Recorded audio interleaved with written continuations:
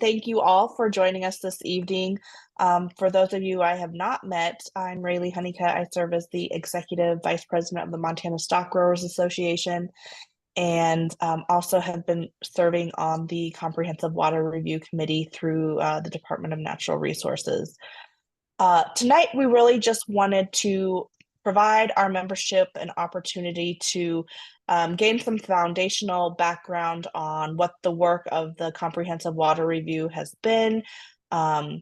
We are now at a point where initial bill drafts have been drafted or created, and we're working through final processes there.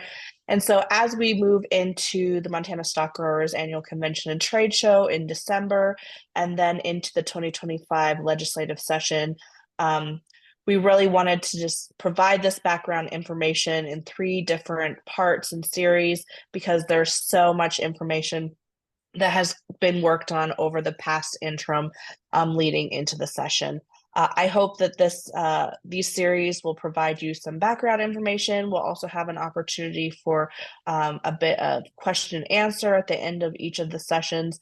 But tonight we'll be covering kind of the general overview of what the Comprehensive Water Review has been and who's been working on it.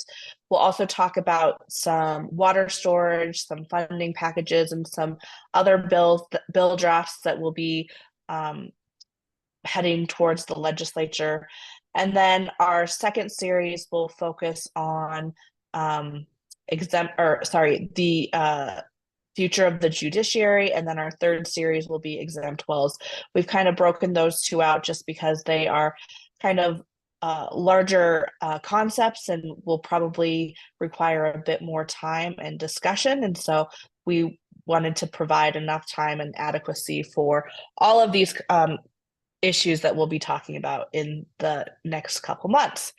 So to kick it off, I just wanted to welcome everyone and provide a quick introduction of the speakers who will be joining me this evening. First, we have Anna Packenham-Stevenson. She serves as the Division Administrator for DNRC as their Water Resources Division Administrator. And then we also have Clayton Elliott joining us. Clayton is a member with myself on the Comprehensive Water Review Committee, and Clayton has served as one of the primary bill drafters or drafters of many of the bills that we will be talking about over the next couple webinars. So with that, just a few reminders, these meetings are going to be recorded. We will actually send out a follow-up email to each of you on this with the recording, as well as links to some of the bill drafts that we are talking about. And then, as I mentioned earlier, if you do have questions or are looking for clarification, there is a Q&A button at the bottom of your screen. You can click on that and we will try to answer those at the end of our session. So with that, I'm going to hand it over to Anna. Anna's going to kick us off with kind of the overview, and we'll get into the evening's content. So thanks again for joining us, and we'll continue to talk about water as we go through the evening. Great. Hi, everyone. Like Rayleigh said, my name is Anna Packenham-Stevenson. I'm the Water Division Administrator. I just need to ask the host to let me present and share in this webinar. So if you would allow screen sharing to be turned on, that would be great. Perfect. Thank you. Here we go.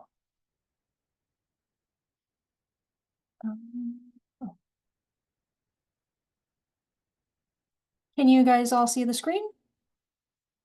Okay. So let me start by talking about why I and the DNRC started the Comprehensive Water Review. I took this position as the water administrator about 4 years ago here at the DNRC. And what I heard from many of our stakeholders and the public is, you know, there's big water challenges we face. We're not addressing them. And the department needs to do more about transparency and communication. And so I started the stakeholder working group in the Comprehensive Water Review with the support of Director Castor and the Lieutenant Governor. And our hope is that if we bring people together, the different stakeholders across the state, then we can really have these hard conversations, before we walk into session and allow the space and the time to negotiate and collaborate on meaningful solutions. We started this 4 years ago. We did this in the last interim in the 2023 session, resulted in House Bill 114 that really overhauled the permit and change process, making it more streamlined and meaningful, and having technical reviews done by the DNRC. It was very successful, and so we decided to use this model again. So we brought, again, all the different water rights stakeholders to the table, so people that held water rights or interests that held water rights, and asked them to join us again for a pretty extensive discussion on some of the water challenges we face, with the goal in mind of how do we holistically meet these needs. So as you can see here on this slide, we had multiple representatives. Clayton and Rayleigh are obviously two of them, representing everything from irrigation to domestic and new development, municipalities, recreation, tribal, industrial, hydropower. And the goal here is let's get the voices together and hash out the difficult conversations. And I just need to say, as always, the amount of time and energy these stakeholders, in particular Rayleigh and Clayton, have spent in these meetings, negotiating these solutions, drafting these bills with us, has been intense and immense. And just want to say a lot of thanks here, and really happy to be able to work with them to discuss what are some of the solutions we're coming up with. There are two topics of the comprehensive water review. The first is the final decree transition, and how do we transition from statewide adjudication, so the processes of the water court or the division court, to long-term administrations of water rights. We'll not be focusing on that today, but wanted to highlight that is a topic that the working group wanted to address. And then what we're really going to focus on today is water planning, growth, and exempt wells. How do we meet our new water demands while protecting existing water right holders? It sounds easier than it is, and so I'm really excited to talk about the solutions that we have. So again, for today and overall, there are 6 bill drafts that are coming out of the comprehensive water review, 2 funding packages, and a recommendation to continue this work. So what you see highlighted in blue and what Rayleigh talked about already is we're going to spend some time on the funding packages, some of the things we're going to do around mitigation and change process, and around agency coordination, and starting to touch the beginning of the discussion on exempt wells. So focusing here, I think it's really important to note and emphasize that we're going to meet our future water needs and protect our existing water right holders in a holistic policy package and funding package. As you have seen most legislative sessions, we see 1 or 2 water bills that are not taking the holistic system into consideration. And so what is really strong about these recommendations is they come as a whole. So we need to address public water supplies and making it easier for people to tie into the system. We have to address the DNRC's processes around mitigation and change, so that when water's not available, we can make that process easier to get mitigation and change water rights. We have to address storage in terms of timing and supply of water. And obviously exempt wells need to be a part of that conversation. So today, the 3 of us are going to go through each of these packages and talk about what they mean and how they fit together. So I'm going to let Clayton kick us off with storage and what that means for the state. Yeah, thanks, Anna, and it's great to be here tonight. Appreciate the opportunity to join you all, and want to expressly thank Rayleigh for the invite. And it's been a great pleasure to work together cooperatively with Montana Stockgrowers Association and build a strong foundation of relationship on water policy. And of course, I'd be remiss always to not say thank you to the department, to the Lieutenant Governor, the Director of DNRC, and specifically Anna and Nate for their leadership on this. I think Rayleigh and I both have chatted about in our career, we've never seen this amount of intentionality around water policy and the transformational things that we're working on. So a lot of gratitude, but specifically on water storage, obviously a key component to any sort of conversation about how we move into the future around water supply If you sort of think of this challenge as a supply and demand curve, as we have changing timing of supply of our water from runoff, decreasing and changing volumes of water, while at the same time an increasing demand curve and more people demanding more water. One thing that basic economics would suggest is you increase the supply. And one piece of that is around water storage. And I've been around the legislature for some time, and I think that this is one of the few issues in the Montana legislature that brings everyone together, that we all agree that storing more water in Montana makes sense, whether you are a municipality and providing public water supplies, whether you are an irrigator or raising cattle, whether you are like me and work for Trout Unlimited and care about fish and recreation. Diverse stakeholders all agree that storing more of the water that we have here in Montana is a beneficial proposition. Through those years in the legislature, we've talked a lot about some of the policy mechanisms and this desire to increase storage.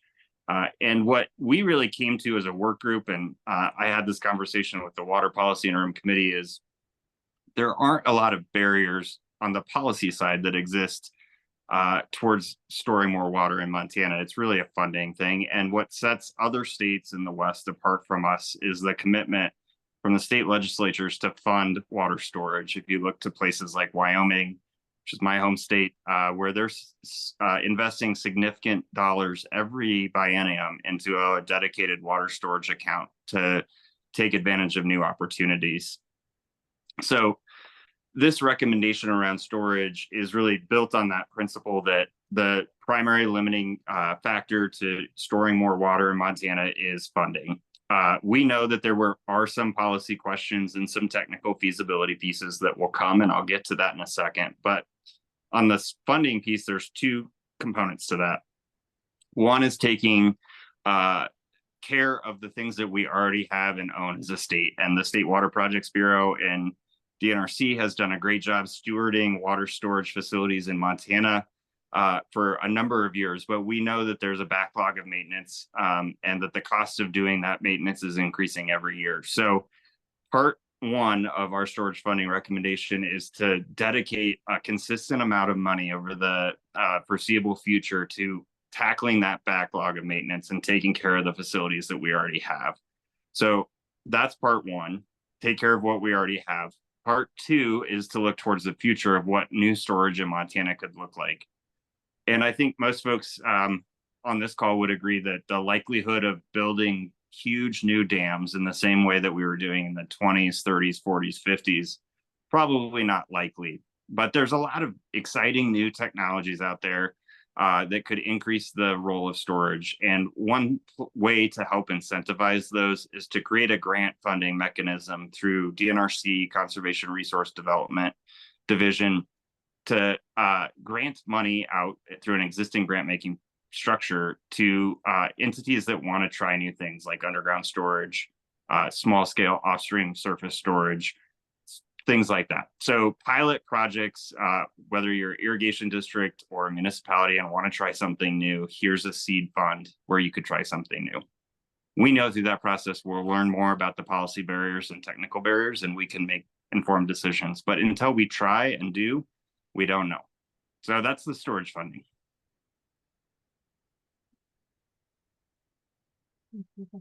I would also add, as of right now, we are currently exploring where that funding will be asked for or coming from. There are a variety of different options for us. So that is still a piece of the puzzle that we are still working through, but very optimistic that we can find funding, and these projects are very much exciting and something that we really, like Clayton said, collectively believe storage is what we need for the future. Yeah, and I just note on that, Rayleigh, I think that's a great point. One of the exciting things about thinking ahead on storage is historically, I think agriculture has shouldered a disproportionate burden of paying the cost for those existing structures we have in the state, and we've relied on agricultural producers And as we look to the future, as more folks, whether you care about fish and water in a river or a municipality trying to provide a public water system, bringing new demand and new users into the system also brings new sources of revenue to help pay for these and offset the costs, so that we're not asking the traditional users of water storage facilities to shoulder all of that cost. So that's part of creating new opportunities, also creates new revenue sources to pay for these things in the long term. Absolutely. Diversifying that portfolio is going to be critical to meeting our needs. Yep. So that's kind of bucket number one, right? How do we increase the supply or the timing of supply through storage? The next is the mitigation and change process. So we have shown through creative thinking with this stakeholder working group that we can change the processes that DNRC implements to be streamlined, less loopholes, etc. Well, we also need to address how do we create more meaningful and accessible mitigation to create those growing water needs, to meet those growing water needs. And what I mean by that is if there's a basin that's over appropriated or there's more demand than there is supply, then that basin will be closed. But we have people potentially within the basin that want to see to be able to transact their water and see it as an economic benefit and get mitigation for it. So your water right can offset someone else's if you want to. And how do we make that process, finding mitigation, access mitigation, and changing water rights in a flexible way that'll make it easier for the state to manage its water? There are two bills that we're proposing to do this. First is the waiver of adverse effect, and the second is really getting into the DNRC's change process and making it faster, efficient, and removing some red tape there. So we're going to describe these now. So first is the waiver of adverse effect. There was this bill that sunsetted last session called the waiver of adverse effect. In this bill was a mechanism to streamline the water rights permitting process, both in permits and changes. It creates a process by which someone can remove their water right from the consideration of adverse effect analysis for permits and changes. And this is particularly important for changes because when the department reviews adverse effect in a change, there may be somebody who doesn't want to be considered. And we've seen this used across the tape, particularly by agencies like FWP, where they want to have some flexibility, and letting them pull themselves out of the waiver of adverse effect will allow the change to move forward and also provide benefit for fish and wildlife. We want to really clarify this does not allow someone to remove their consideration of legal water availability for permits, but this is a tool that has been used particularly for in-stream flow, for FWP, and has allowed people to go through the change process much easier. So we're looking to reinstate that bill from last session. Rayleigh or Clayton, do you want to add anything to that? No, I would just add that what Anna said is, very true. Like this is going to be word for word repeat of what the previous statute was. So we didn't really go in and tweak it in any way. We're just bringing back that previous statute. Great addition. Yeah. Okay. Then the next bill we're talking about, and we're going to try to slow down a little bit on this, there's a lot here, is really streamlining the change process. And what I mean by that is adding and modifying some of the exceptions to the change process. And so what I mean is that the change process can take a long time. With the new process that we passed last session, 105 days if you do a predetermined pre-application meeting. So it takes some time. And if you want to be flexible with your water in places that are going to not have a lot of effect, why don't we make that process easier for people? So we're looking at 3 different things to change in the change process or create exceptions for. First, already in statute, there's an exception for replacement wells, and it's really limited by a flow rate and volume limitation that doesn't really make sense. So we're changing that flow rate and volume to a proximity or a distance requirement, which is more meaningful to ensure no adverse effect is needed. So this is a modification of current statute for replacement wells. And what we saw is that about 85–90% of replacement wells we see today fall into that 200-foot distance. And so we're really capturing how it's being used today, and hopefully allowing it to be used more easily in the future. The second piece of the change process we're changing is creating a process for expanding the place of use, also known as service area, for municipalities and county and water sewer districts. This is the new section number 4. You really, the only types of water rights that you can do this for are unperfected provisional permits and reservation. So what I want you to hear in that is that the amount allowed is not changing. We're not, the goal here, and the stakeholder working group had a really robust conversation around the historical use analysis and how this might impact other users, and really limited this change process to provisional permits that are unperfected, so they still have the ability to utilize that full provisional permit and reservations. Another thing that is really kind of framing this to make sure that there is an adverse effect or impact is it has to be within the same flow rate and volume of the water right. So you're not expanding that. And then really, particularly for municipalities and counties, they have to be areas that are being annexed into those areas, and then within the boundaries of an existing growth policy. So really kind of, you're not expanding your flow rate and volume. It's for unperfected provisional permits or reservations, and it's so that when they're annexing new people or properties into their boundaries, it allows them to bring them in an easier way, and it allows cities to get into compliance with existing statute too. So that's the second exception. And then third is a new exception. And what I mean by an exception again is today, for adding stock tanks or expanding your place of use for municipalities, you have to go through a full change process. And this is particularly difficult when you're adding stock tanks to stock water rights. And so how do we make this easier for people to do it when particularly it's going to have a little impact? So again, the sideboards for adding stock tanks, you're not exceeding your historical flow rate, volume, or another stock. So you're staying within your water right. And then for livestock direct from source, you have the max flow rate for a diversion. Each tank is 35 gallons per minute. And so again, this allows people, particularly your group, if you're adding more stock tanks, how do we make that easier, less expensive in terms of your time and resources? And finally, the working group is evaluating the notice and objection process for all of these.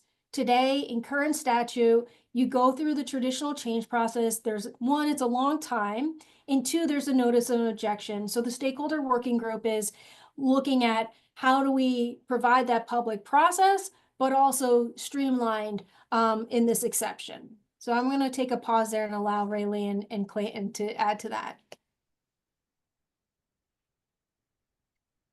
No, and Anna, I think you did a great job. I would say similar to the sort of framers of the Montana Water Use Act and subsequent legislatures who envisioned sort of an exception to the permitting process, which is codified in 306. You could see places in the Water Use Act where previous legislatures and the framers of the Water Use Act imagine cases and scenarios that did not make sense to have to go through the full criteria analysis in a change process. But it wasn't as robustly built out as perhaps on the permitting side. So this work group, I think, saw a couple opportunities. One, some no-brainer examples like adding stock tanks that made sense, that you didn't need to go through that full criteria analysis in a change just to add a stock tank. And then in terms of municipalities, and this for me and others was a stickier wicket, but recognizing that we were going to be challenging municipalities to add more people to public water and sewer in these rapidly growing areas and around urban populations, that we needed to make it easier for municipalities to tweak their place of use in a way that made sense, which is their service area, because those small service area changes through annexation, where you're not changing the historical volume, you're staying within your existing water rights, it's the same flow rate and volume, made sense to provide additional flexibility. with the benefit and the goal of hooking more people up into the public water system. Obviously, as Anna said, I think there's some work to be done on October 10th around the notice and objection, because as we've moved these concepts from the full change process, obviously we've divested them of having to go through the criteria analysis, which is where a lot of the time and cost and having to hire experts and lawyers is sucked into. And now we have a question of whether or not it makes sense to continue with the notice and objection that exists in the change process for these exceptions to the change.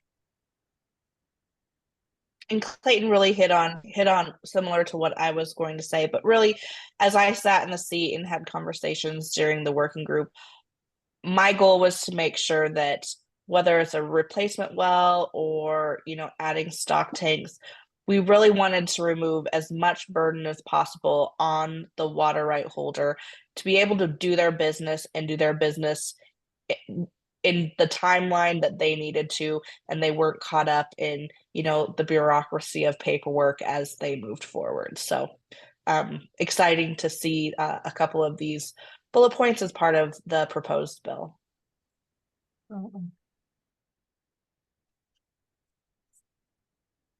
Okay. As you heard with funding for storage, another key component is as we examine the use of exempt wells across the state, as we examine supply and demand, as we examine alternatives to meeting those supply and demand challenges, one of the goals and the issues for the stakeholder working group was how do we really incentivize the use of existing infrastructure for water supply? How do we help people that are close to cities, close to towns, close to that existing infrastructure to tie into it? And one of the things we heard loud and clear from our partners around the table was it costs too much. The barriers to entry into those systems is too expensive. It's not incentivized. It's cheaper and easier to use an exempt well than it is to tie into a system. And we really, as a group, wanted to remove that barrier to that entry so that as we're looking to create looking to create opportunities for storage, as we're looking to de-incentivize the use of exempt wells where we're seeing cumulative impacts, we also want the accessibility to water for people who are coming here or living here today, and tying into that public water and sewer and that existing infrastructure is going to be critical. The conversation, we still have not landed on a dollar figure here, and we hope to do that on the 10th, but it's really two parts here. One is, what are the existing funding structures that we have across the state between Commerce, DNRC, DEQ, and otherwise that can be used to focus in on these areas we're talking about around high growth?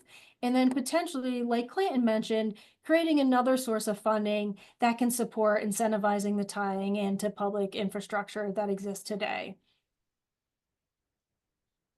So that's a high level, and Rayleigh and Clayton, please feel free to add there. Yeah, I think the other key point is, in this discussion specific around this topic, was that while this group was very much tasked with water quantity issues, this has a huge impact on water quality too, right? If we eliminate the barrier for people to tie into public water and sewer, that's less, drain fields or septics or whatever it may be. And so this definitely is something that I think, again, many people are interested in doing. It's just how do we allow it or make it easier for people to do.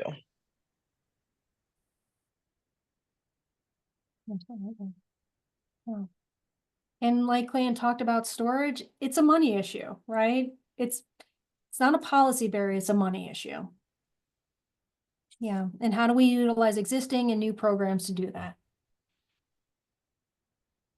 Okay, and the final piece that we're going to talk about tonight is a bill around the coordination between agencies that do subdivision, sanitation, and platting in the Water Use Act, and the notice of intent for exempt wells. So This bill really starts to address some of the Horse Creek Hills litigation challenges, particularly those around water. This bill is not intended to address the Platting Act challenges and the other parts of that litigation that dealt with the county's processes. But some of the Hey, things. Anna, will you give just a quick 30,000-foot view of that litigation for those that are not familiar? Sure, thank you. So this is a piece of litigation. The Upper Missouri Waterkeepers sued Broadwater County and the DNRC for an approval process. Largely, so today you go through the Platting Act to divide your land. I will caveat this all with, I'm not a Platting Act expert or a Sanitation Act expert, but have become more immersed in it in the last year and a half, more so than I'd ever want to be. So when you're dividing your land, you go through the Platting Act and you go through the counties or local governing authorities, which can be the cities in some cases. And then you also have to have the Sanitation Act is triggered as well for parcels less than 20 acres. And that's through DEQ. 10 years ago, DEQ and DNRC said, hey, we should coordinate our processes better to allow someone to know that when they're dividing their land and going through sanitation, they would have awareness of their water right. And DNRC and DEQ established this MOU and a practice where DNRC issued a predetermination letter that would accompany the Sanitation Act approval process through DEQ. And so what happened in this case was the application came in. DNRC did 4 predetermination letters because there were 4 applications, and we reviewed them, and they're traditionally called a phase subdivision. So there's 4 different phases. We were sued on, the counties were sued on a bunch of their processes, but the water-related issues were related to DNRC's predetermination letter, and the use of exempt wells, and if it fell within what was determined combined appropriation. So does it need to be considered one, or is it multiple? And so the court found a couple different things. First and foremost, the 4 phases of the subdivision and use of combined appropriation was inappropriate. So DNRC rescinded and pulled back our guidance related to how we interpret combined appropriation and have since rewrote those. The second piece that was important to DNRC and DEQ, again, DEQ, it was DEQ's process that we were supporting. DEQ and DNRC do not have the authority to issue these predetermination letters. DEQ did promulgate rules saying they shall require them, but there's nothing in DEQ's statute nor DNRC statute that say we can do these. And so while the intention of the DEQ and DNRC was absolutely positive and trying to be helpful to coordinate our processes, we in turn were kind of getting above and in front of our skis in terms of trying to coordinate. So we have since rescinded that MOU between DNRC and DEQ. So being really clear, DNRC does not issue predetermination letters anymore. And DEQ has gone through rulemaking and has amended out that requirement and rule. So where we are today is similar to actually pre-Horse Creek Hills is with exempt wells, you can develop your land, you can subdivide, you build a house, you turn on your tap, and then you come to DNRC for a notice of completion. And at that time, the DNRC will review that for combined appropriation and whether or not you qualify under the exception. And as you can see, the developer and the home buyer have invested a tremendous amount of money and resources into all this infrastructure to then apply at the end, creating a tremendous amount of uncertainty there. So Horse Creek Hills really highlighted the fact that our interpretation of combined appropriation and allowing 4 phases of a development were inappropriate, and 2, we should not be issuing predetermination letters. So this piece, yeah, go ahead, Clayton. I think you did a great job. I also am not an expert or I don't even play one on TV on the subdivision and plating act provisions, but as I spent a lot of time in this, I think what is challenging sort of above and beyond Horse Creek Hills is a situation the legislature has created here, in that it has granted the authority to make a decision to issue a permit, which is known as a preliminary plat, to the counties, but has told the counties to look at a number of factors that they have no control or authority over, including, namely in this context, water supply. So counties, particularly the smaller counties, but really all counties, I don't think there are 56, I don't think there's one hydrologist, are asked to go out and analyze the adequacy of water supply through this process. They don't have any ability to do that. So the DEQ and DNRC were trying to coordinate the integral roles that they play in that process through the predetermination letter. But with those being gone, we're still stuck in a situation that a county is relying on a decision from DNRC because they don't have the capacity to make a determination, as the legislature has told them to do, on adequacy of water supply for their proposed subdivision. Absolutely. And that is that piece of kind of these overlapping, sometimes inappropriate roles between the counties, DEQ and DNRC is an issue that Horse Creek Hills really highlighted, and this bill hopes to address. The last piece here, so I mentioned there, in addition to lack of certainty because you're turning on your tap and then getting your notice of completion done, and then that certainty that you'll have a water right. In addition to that, the lack of certainty that lies today is, say you live in a 10-lot subdivision and it has one exception. So as you remember, an exception is up to 10 acre feet, 35 gallons per minute per well. So simple math, if we're all sharing that exception equally, every lot would get 1 acre feet.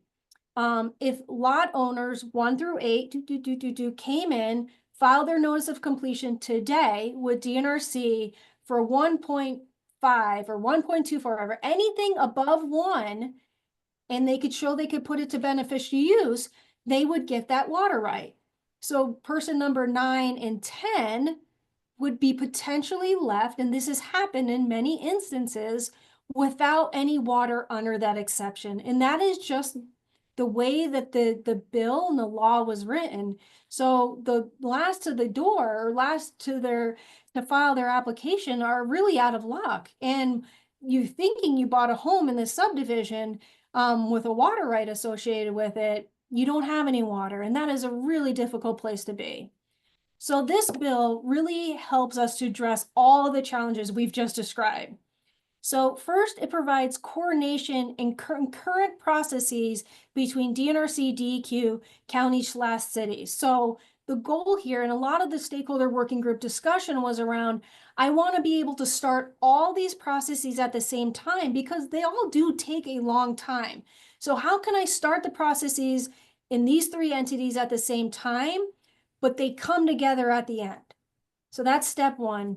Like Clayton said, it maintains and also clarifies roles and authorities. Counties do not have the expertise or staff in-house to look at adequate water supply, but you know what, DNRC does. And so we really clarify in the statute under the Planning Act that counties will be doing these things associated with dividing land. But when we're looking at adequate water supply, that's not the counties anymore, looking at water rights through DNRC. So really clarifying that they are not responsible for that, DNRC will be. And similarly, for DEQ, they're looking at physical water availability, not legal or water rights availability. So really kind of clarifying that each of these entities have a different expertise and knowledge, clarifying in the statute who's responsible for what. The bill also creates a notice of intent to appropriate for exempt wells to increase that certainty. Like I said, you build a house, you do all these things, you turn on your tap, now you file for a notice of completion. What the bill does, and hopefully my arm demonstrations can help you with this, is we're creating a notice of intent process on the front end. So you come in, say, I want to use an exempt well, I'm filing a notice of intent. the department does its review of combined appropriation and whether it falls under it meets the exception at the front end. And within 10 days, you'll have that review. And then you can continue along the process. So before you're putting money into infrastructure, before you're dumping all this resource in, you have an answer about how the department will review that water right at the time of notice of completion. So really preventing that uncertainty for that user at the end, and tying each of those exceptions or water allocation to the different lots so that the person who comes in last, owner 9 and 10, aren't left out in the cold.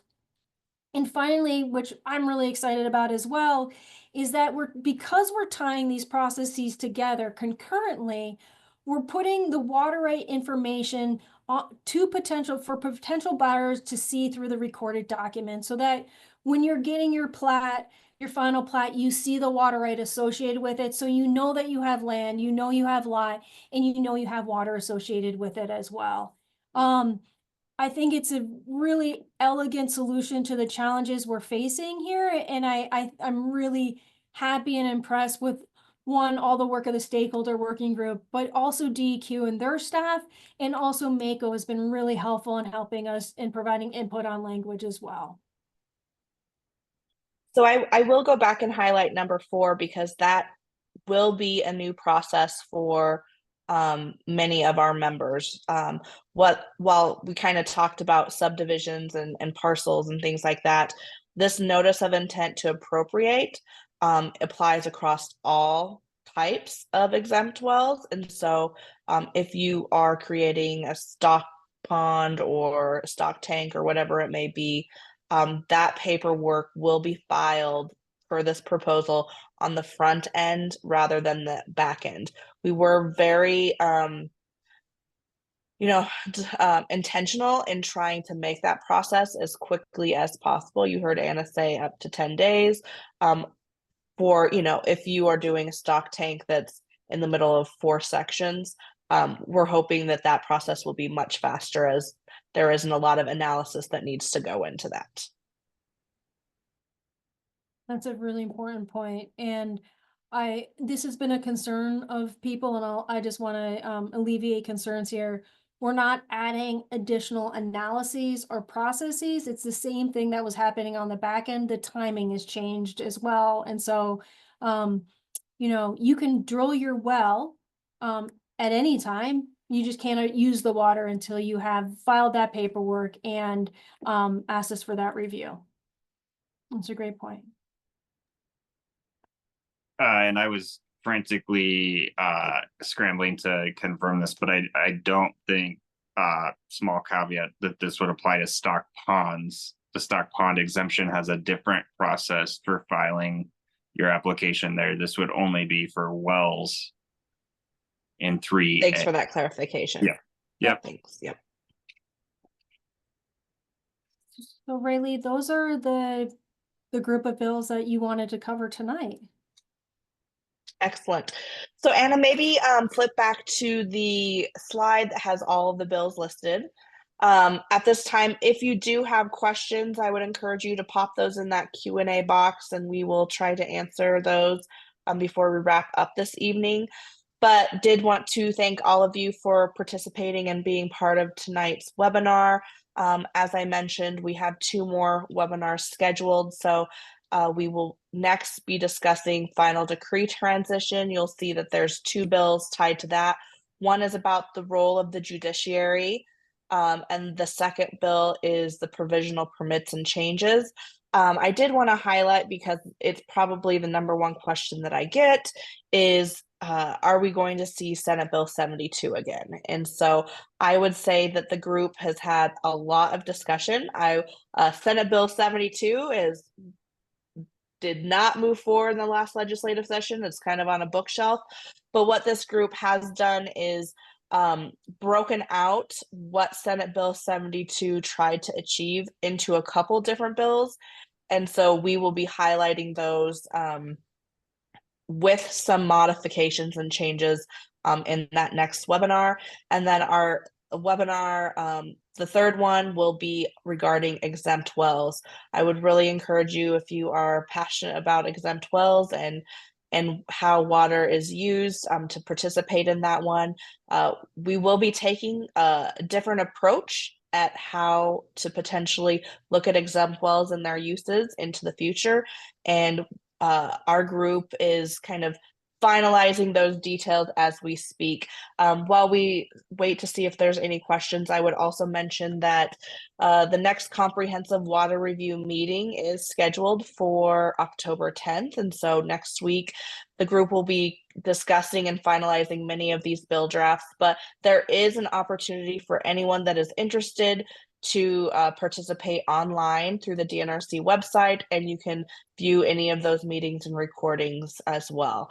As I mentioned, we will follow up with each of you with a recording of tonight's webinar. We will also include the link to the DNRC website where you can go and view all of these bill drafts. I will caveat that with there's still a work in progress. These are not final drafts. They will see changes before they become bill drafts introduced into the legislative session, but it will give you a good sense of what things are looking like, and an opportunity if you have questions or comments on how the bills can be approved.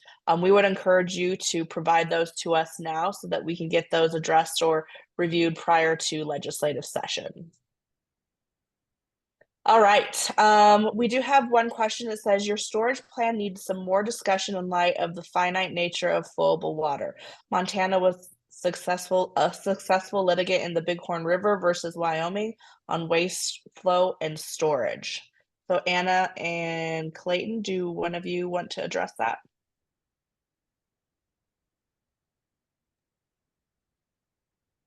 Anna, I would welcome you if you want to weigh in on the interstate compact nature of it. I mean, I think that at least in terms of capturing peak flow, there's fairly solid precedent from the Montana Supreme Court and the ability to capture that sort of delta flow, peak flows that are unappropriated, and allocate those as stored water.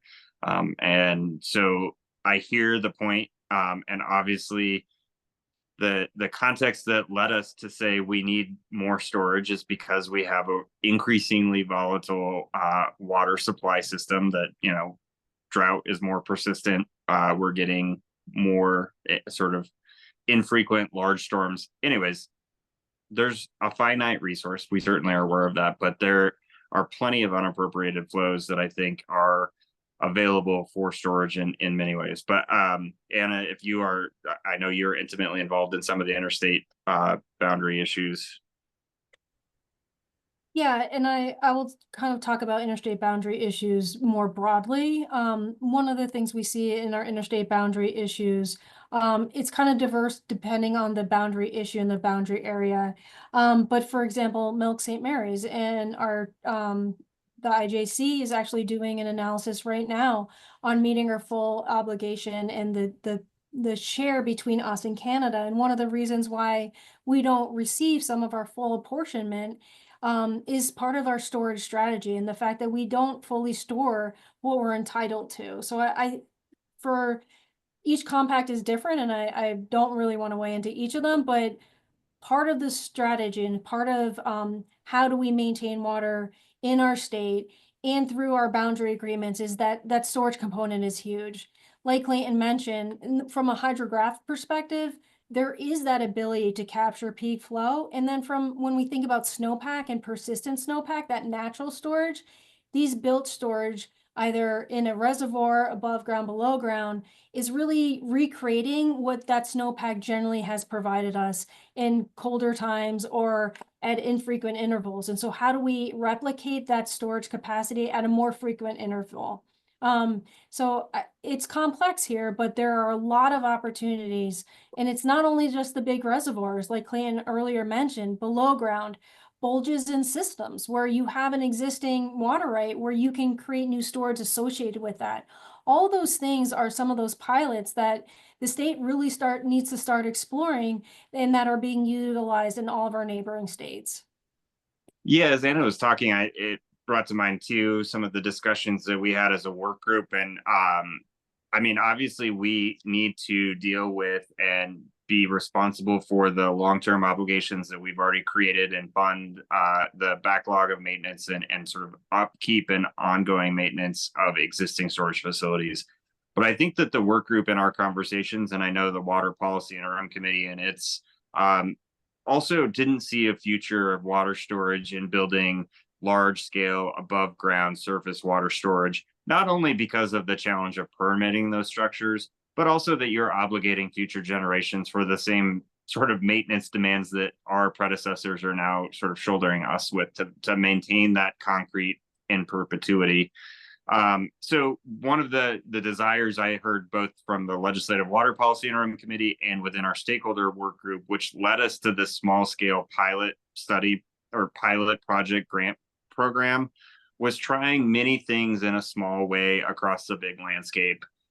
Rather than building large structures, how do we try underground storage in this place? And where does it make sense to use natural storage techniques over here and maybe small scale offstream surface storage in some places where you're not suffering from debilitating evaporative loss? That diversified storage structure, just like an energy supply system, when you diversify, you help sort of reduce the risk of some of that finite supply. If you look at the drought map on any given year in Montana, it's a big diverse state, and there are places that are doing better than others. And when it's dry in the Flathead, it might be quite wet in the Miles City area. So that was a lot, that thinking was what led us to going down this pilot project concept, which was a hybrid of what the state of Oregon is doing and the state of Wyoming is doing. Wyoming is leaning way more on the big concrete structures. Oregon is leaning a lot more on the small scale diversified water storage opportunities.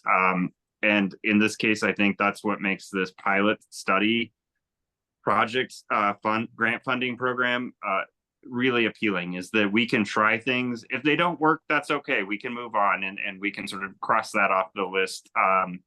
If we find that they work technically, but we run into policy barriers in allocating that stored water, or how do you access who owns the pore space of a rock if you're talking about underground, then we can tackle those policy barriers because we know it's technically feasible. But the challenge around storage has been that we have put report after report after report together, and we put it on a shelf, and everybody says water storage is wonderful and it's going to solve a lot of our problems, but we don't commit ourselves to funding any of the findings in those reports. And that's why we are significantly behind our Western state counterparts in water storage. All right. Well, I don't see any more questions that have popped up. So we'll kind of wrap up the evening. Really appreciate both Anna and Clayton joining us tonight, as well as all of you who have joined in. Montana Stock Growers is really committed to working towards solutions as we head into the next legislative session, and appreciative of all of our partners that have been sitting at the table working towards those solutions as well, because I think as we continue to work on solutions and find solutions, that's great for the future of our state as a whole when it comes to water policy, and setting us up as well as our future generations for a successful future. So I would encourage you to reach out to Montana Stock Growers if you have any questions. We will be doing, like I said, 2 other webinars that will be deep dives into some topics that I know many of you are passionate about. And so we look forward to hopefully seeing you with those. And with that, I'll leave it with you to have, we have one more question pop in. Oh, it says thank you for the presentation. So thank you, Kelly. But thank you all for joining us, and I hope you have a great night. Thank you. Night.